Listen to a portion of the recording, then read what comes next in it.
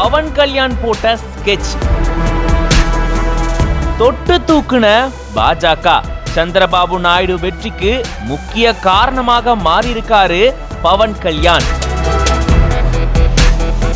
ஆந்திர அரசியல்ல game changer, all ரவுண்டர்னு Pawan கல்யாண கொண்டாட ஆரம்பிச்சிருக்காங்க. சிறைக்கு போன சந்திரபாபு நாயுடுக்கு பக்கபலமா நின்னது மட்டும் இல்லாம கூட்டணி வியூகம் வகுத்து கொடுத்தவரே பவன் கல்யாண்னு சொல்லப்படுது.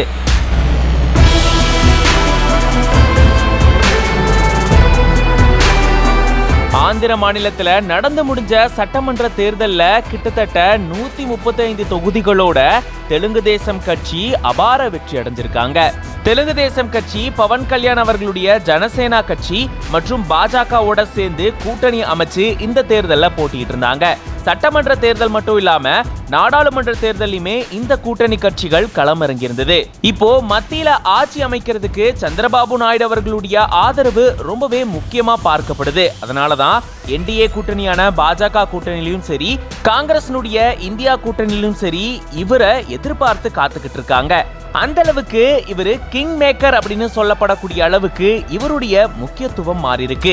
பாஜகவோட கூட்டணி வச்சு போட்டியிடணும், அப்ப நம்மளால வெற்றி பெற முடியும் அப்படின்னு இந்த மாதிரி கூட்டணி வியூகம் வகுத்து கொடுத்ததே பவன் கல்யாண் அவர்கள் தான் அப்படின்னு சொல்லப்படுது.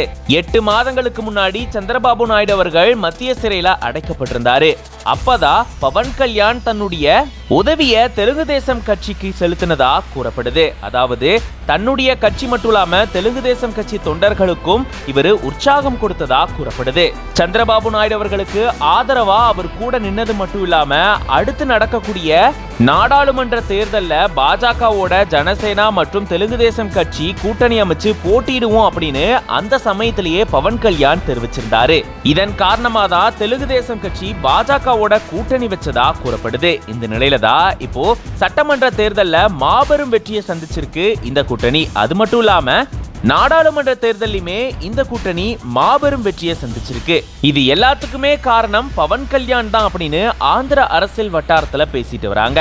குறிப்பா பவன் கல்யாண் அவர்களுக்கு இருந்த அரசியல் முதிர்ச்சி தான் இதுக்கு முக்கிய காரணமா இருந்திருக்கு அப்படின்னு சொல்லப்படுது. பாஜக கிட்ட அதிக இடம் கேட்டு சங்கடத்துல அழுத்தாம முறையான கூட்டணியை இவர் வகுத்திருந்திருக்காரு அப்படின்னு சொல்லப்படுது. சந்திரபாபு நாயுடு அவர்கள் கைது செய்யப்படுறதுக்கு முன்னாடி வரைக்கும் பவன் கல்யாணும் தெலுங்கு தேசம் கட்சியும் தனித்தனி பாதையில தான் இருந்தாங்க. ஆனா கைதுக்கு அப்புறமா மொத்த பாதையுமே பவன் கல்யாண் மாத்திட்டாரு அப்படின்னு கூறப்படுது. இன்னைக்கு சந்திரபாபு நாயுடு அவர்களுக்கு இவ்வளவு முக்கியத்துவம் வர்றதுக்கு பவன் கல்யாணும் முக்கிய காரணம் அப்படின்னு சொல்லப்படுது.